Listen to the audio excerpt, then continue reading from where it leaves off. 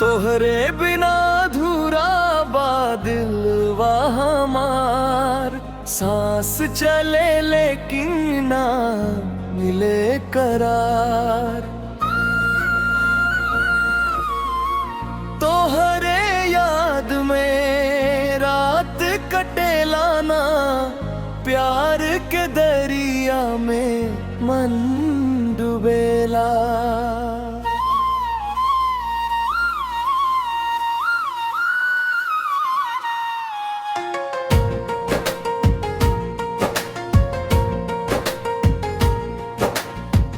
गांव के गली में जब तू चलत रहली, हंसी के फूल जैसे खिलत रहली। पहला नजर में दिल हार गई, तोहरे प्यार में संसार गई। चुपके चुपके तोहरा देखत रहनी, मन के बात टेलना रखते रहनी। एक दिन हिम्मत करके कहनी बात, तू बन जा हमार जिंदगी के साथ। तोहरे बिना अधूरा बा दिलवा हमार। सांस चले लेकिन ना मिले करार। तोहरे याद में रात कटेला ना, प्यार के दरिया में मन डूबेला।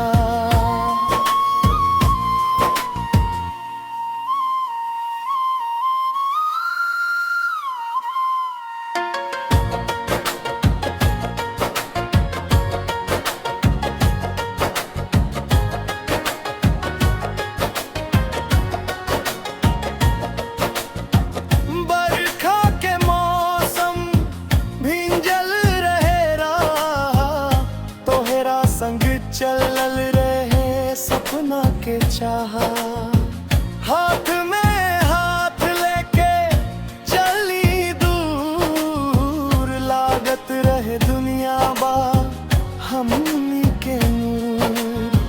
माई बाबू के दुआ मिल जाए, हमार प्यार के मंजिल मिल जाए। ना चाही सोना ना चाही धन, बस तू रहे हमेशा हमार बन।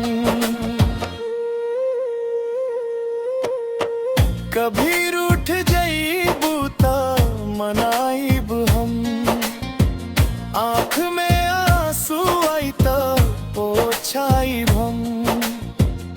दुनिया चाहे लाख बदल जाए, हमार प्यार कबो ना बदल पाए। तोहरे नाम के गीत गाइब हम, हर जन्म में तोहरा चाहब हम। इहे बा दिल के सच्चा अरमान, तू ही हो हमार पहचान। दूरी अगर किस्मत में आई, याद तोहरा दिल से ना जाई। फोन के इंतजार में रात बीते, तोहरे मैसेज से दिलवा जीते। प्यार के कहानी पुरान ना होई, हमनी के जोड़ी कभी बेईमान ना होई।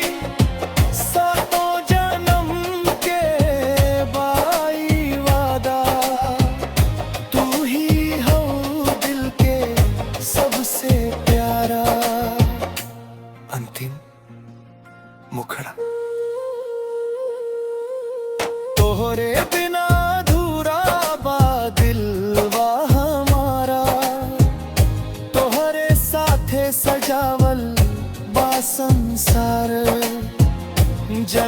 जन्म तक साथ निभाइब, तोहरे प्यार में जिंदगी बिताइब।